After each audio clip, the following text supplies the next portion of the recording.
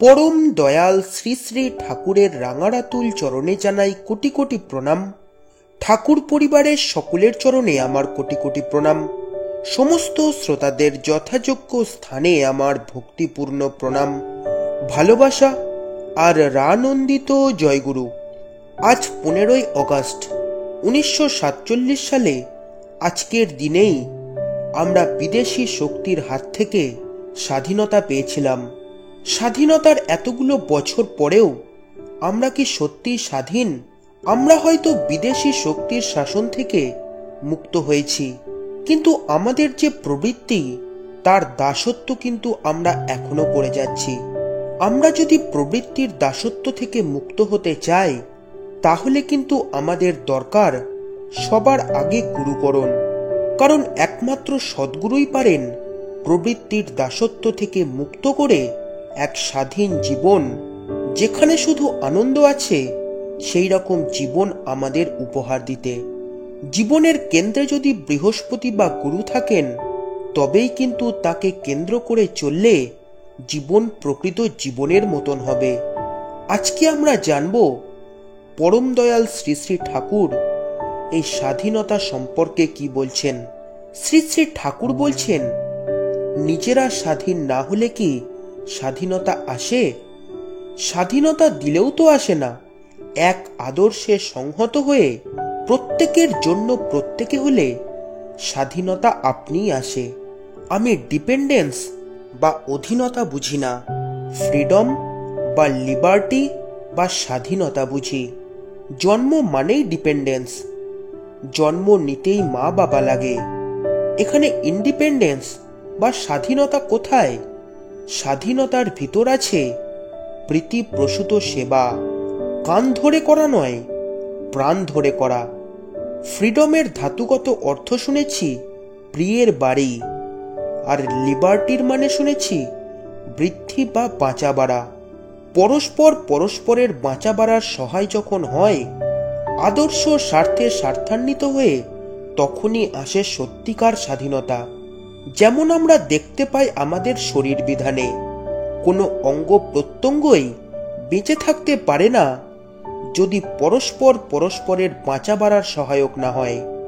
বাংলা যদি বিহারের জন্য না হয়, প্রত্যেক প্রদেশ যদি প্রত্যেক প্রদেশের জন্য না হয়, প্রত্যেক দল যদি প্রত্যেক দলের জন্য না হয়, প্রত্যেক সম্প্রদায় যদি প্রত্যেক সম্প্রদায়ের জন্য না হয়, প্রত্যেক ব্যক্তি যদি প্রত্যেক ব্যক্তির জন্য না হয়, তবে স্বাধীনতা আসে না।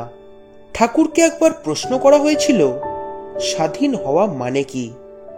শ্রী শ্রী ঠাকুর বলছেন, মানুষ সত্যিকারের স্বাধীনতা তখনই পায় যখন তার সত্তাটাকে পারিপার্শ্বিকতার প্রবৃত্তির ভিতর দিয়ে খিঁচড়ে ধরে, টুকরো টুকরো করে সাবার করতে না পারে, বরং তার আদর্শ প্রাণ প্রবৃত্তিগুলি পারিপার্শ্বিকের সেবার ভিতর দিয়ে তাদের প্রত্যেককে সন্দীপ্ত করে হওয়ার দিকে অবাধ করে তোলে।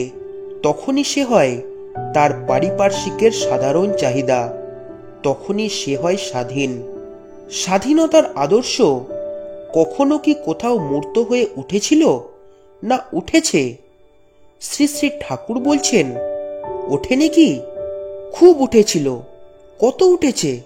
তার মধ্যে এদিকে ধর্মাশোক যেমন তার ব্যবহারিক প্রয়োগ দিয়ে গেছেন, এত বড়ভাবে আর কেউ দিতে পেরেছেন বলে আমার মনে হয় না। তাছাড়া শ্রীকৃষ্ণ, বুদ্ধ, যিশু, মোহাম্মদ ইত্যাদি প্রেরিত বা অবতারগণ মানুষের জন্য প্রকৃত স্বাধীনতার বীজ অকাতরে ছিটিয়ে গেছেন। আর সেই বীজকে যিনি বা যতটুকু পোষণ করতে পেরেছে, বাস্তব কাজের ভিতর দিয়ে প্রয়োগ করেছে, তিনি বা তারা বা সেই জাতি ততটুকু বা তত বড় তেমনভাবেই স্বাধীনতাকে উপলব্ধি করেছেন। শ্রী শ্রী ঠাকুর বলছেন, সুভাষ বসু কি করল? সুভাষ বসুর কাজের ঠেলায় ব্রিটিশ ভারতকে স্বাধীনতা দিতে বাধ্য হল। নৌবিদ্রোহ যদি না হতো, তাহলে ইংরেজদের মাথায় অত সহজে টনক নড়ত না। শ্রী শ্রী ঠাকুর অনুশ্রুতি গ্রন্থের রাজনীতি অধ্যায়ে বলছেন, স্বয়ের উদ্ভব যা হতে তোর অটুট নিষ্ঠায় বজায় রাখা। ঠিক জানিস তুই স্বাধীনতা তাই কুল ঐতিহ্যে বজায় থাকা। শিষ্টভাবে শকে ধারণ পালন পোষণ রক্ষা করা। স্বাধীনতার সার্থকতা তাতেই জানিস থাকে ধরা। শ্রী শ্রী ঠাকুর বিধান বিনায়ক গ্রন্থে আরো বলছেন, স্বাধীন হও সুয়ের অধীন হয়ে, তবেই তো স্বাধীন। সঙ্গীনতান্ত্রিক স্বাধীনতা স্বাধীনতা নয় গো, সুসংগত বৈশিষ্ট্যপালী আপ্রয়মান সত্তা পোষণী অনুশাসনদীপ্ত স্বাধীনতাই প্রকৃত স্বাধীনতা, নয়তো তা ভুয়ো বিপদসংকুল। সকলকে জানাই স্বাধীনতা দিবসের আন্তরিক প্রীতি, শুভেচ্ছা আর অভিনন্দন। আজকের আলোচনা এইটুকুই। পরম পিতার রাতুল চরণে সকলের মঙ্গল প্রার্থনা করে আজকের আলোচনা এখানেই শেষ করছি। জয় গুরু, বন্দে পুরুষোত্তমম।